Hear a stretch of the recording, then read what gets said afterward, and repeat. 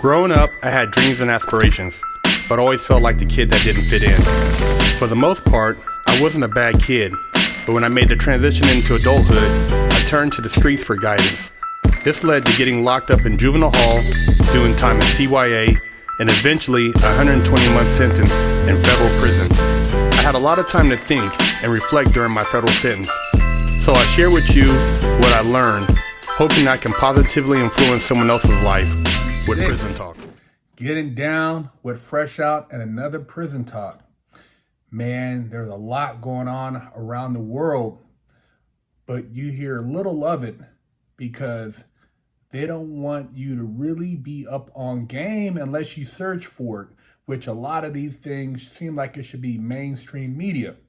So if you're in the dark, Haiti has declared a state of emergency. Haiti's government says Sunday that two prisons, one in capital of Port-au-Prince and another in nearby Croix-de-Beauquets, were overrun by gang members over the weekend, according to multiple media reports. Nearly all the 4,000 inmates at Haiti's National Penitentiary in Port-au-Prince were thought to have escaped. 4,000 inmates escaped from the prison. Shit is crazy, man. And Haiti, on one side, and you have, Dominican Republic on the other side? Nobody's talking about this. Why? Why is it not mainstream media? Haiti has always been a country in a lot of turmoil, whether it's earthquakes, whether it's the exploitation of the orphanages there, the gangs, the corrupt government. I mean, when they did have a president who seemed like he was trying to bring the country forward, he was assassinated, and his wife was shot. And it's always been a lot of drama in Haiti. Have you ever wondered why nobody's ever stepped up to actually help Haiti? I don't know if you remember, but Haiti was also exploited for some of its resources when you had the you-know-who family over there. They were over there and they made a lot of money doing business in Haiti. The UN has warned that Haitian government's presence continues to erode with lawlessness and extreme gang violence casting a long shadow over the everyday life in the crisis-stricken country. A 72-hour state of emergency. It says Bossevert is in temporary charge of Haitian government while Prime Minister Ariel Henry is on an overseas trip to Kenya looking to rouse support for a UN-backed security force to help prop up the country after years of deadly gang violence.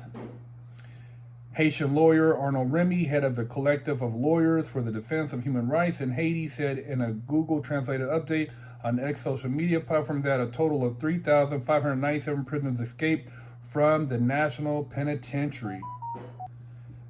U.S. Embassy in Haiti on Sunday issued security alert urging U.S. citizens to leave the country as soon as possible by commercial or privately available transportation options. This is CNBC.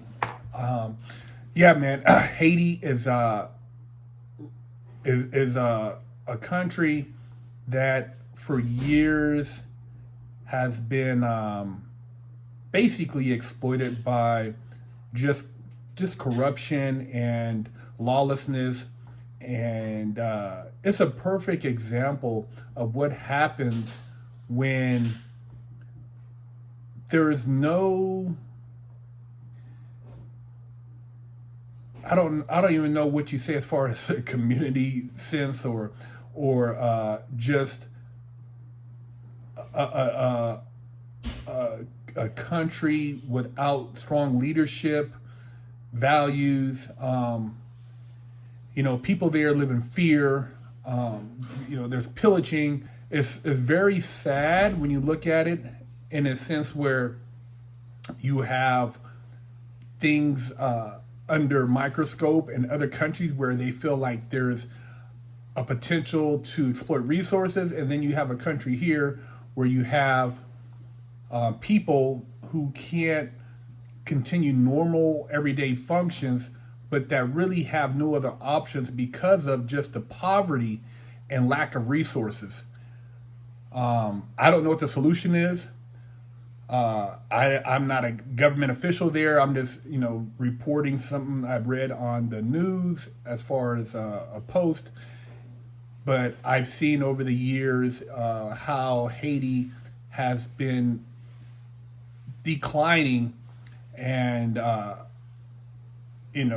prior to even the situation what you're dealing with now is you had a lot of imperialism with previous governments, foreign governments taking advantage of the people, and it's just led to corruption on top of corruption on top of corruption. So it just makes you wonder, when you look at in perspective how something could get to this point, the lawlessness, the lack of respect, the disregard for human life. Why is something like this pushed to the point of complete collapse, and how did it become a norm for everyday life? Just something to think about when you look at your own community, the value of people, and when you think about just humanity in general. Why does something like this exist?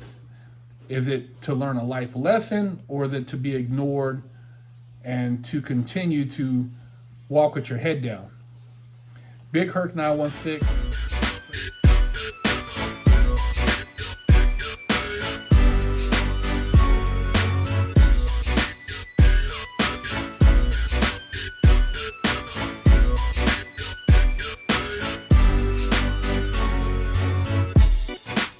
Lockdown's over.